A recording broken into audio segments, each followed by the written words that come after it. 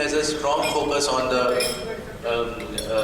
machine communications and Internet of Things.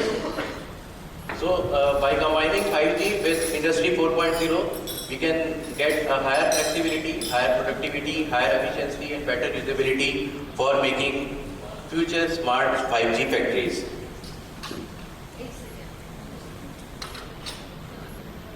So these are the basic automation areas in any manufacturing unit. First is factory automation. In this type of automation, the objects are manufactured, assembled and packaged. In this, the control system basically works with a minimal interaction of the operator. In process automation, various sensors are distributed in the plant area and gather the information for different process parameters like flow, pressure, temperature, etc. And they work in coherence with the control system for providing monitoring and control facilities in the plant. Basically, this category contains our steel plants also. Then human-machine interface. Basically, this kind of automation is done on the devices which directly interacts with the humans and the machines.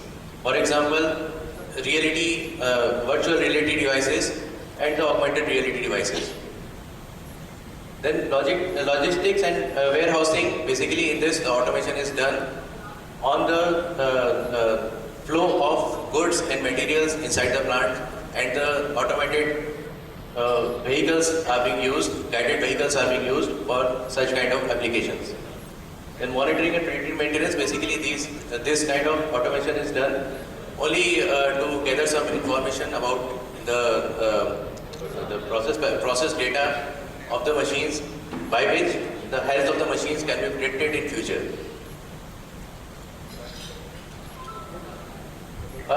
This is the picture which illustrates from the supply to delivery that what are the basic automations which are there in the factory.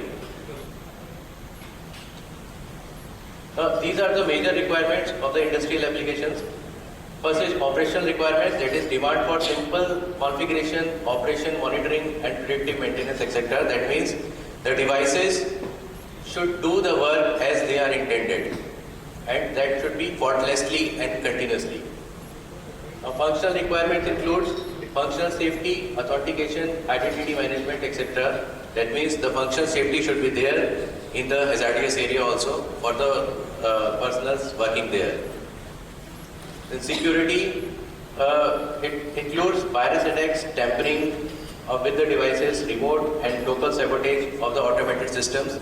Earlier, the automated systems are connected with the wire and they are not exposed to the internet. So these virus attacks are minimal at that times, but now when we are connecting this with Industry 4.0 and 5G, then the susceptibility of the virus attacks are more.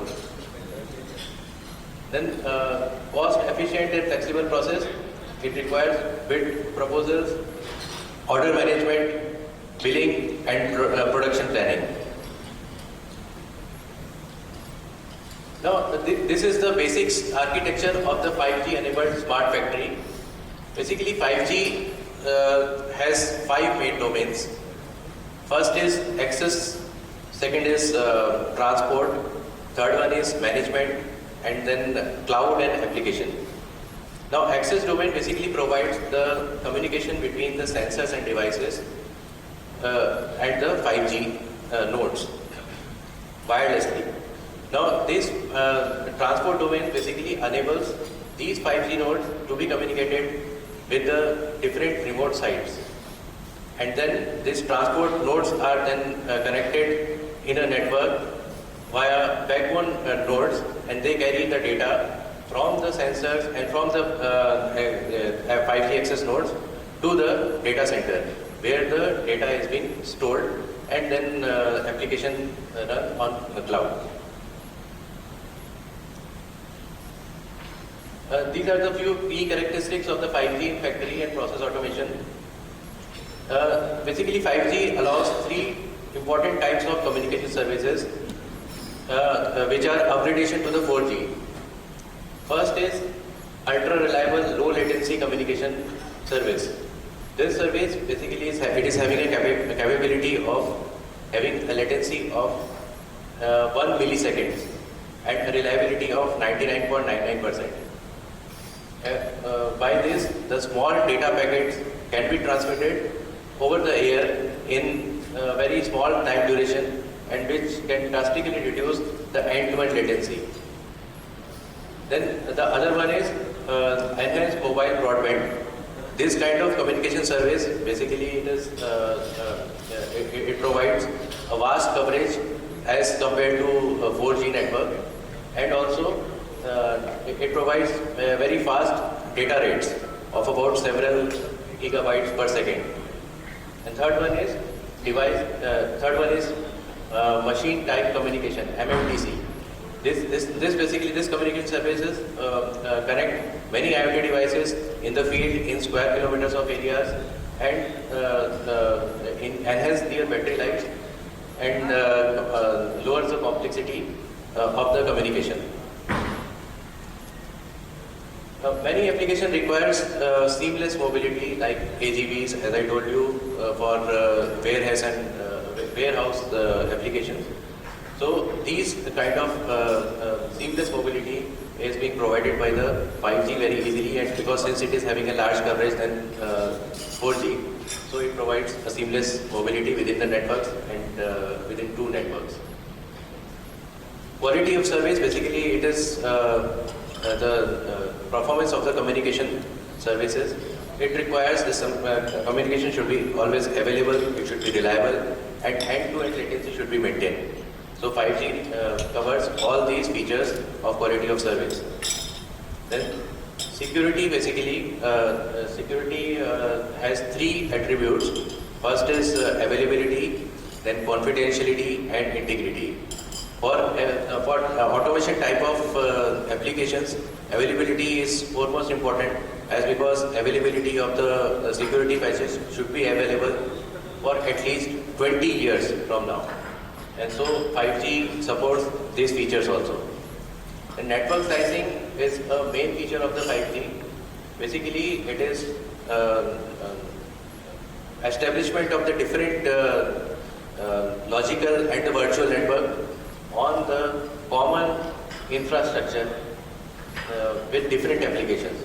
For example, you can see there is slice C, the slice B, which is connecting the devices within the factory, and it will use the communication service of URLLC type.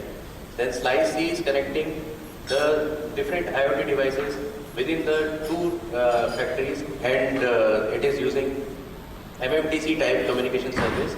And since slice A is connecting all that data to the cloud, so it is using a service of eMBB type. Since it requires a higher data rate. So with this, all these slices will do their work independently on their own, and the things can be done on the single network. Now, for discussing about industrial 5G devices, I hand over this presentation to my colleague, Mr. Anupam Chaudhary. Thank you, Ishan. This is Anupam Chaudhary, not Analyzer 101, that was virtual reality. Okay, now let's, as because this is a forum where the many solution providers and manufacturers both are arrived here. So I found it a very good opportunity to discuss about these things, that 5G and Industry 4.0, it is in a thought process, but actually in the devices and in practical applications, we are yet to come up with these things. So these are the some things that what 5G devices needs to be in our current scenario. Now, first one is low latency sensors and actuators that we found today wired and we use it, but when using it in 5G devices, then it should be have proper reliability with the communication, proper reliability with the cellular networks. So devices has to be planned and designed accordingly, which are now only used in some core robots and robotic things, not in practical industry applications that we use. Next is low power sensors has to be used because sometimes for a whole ship this has to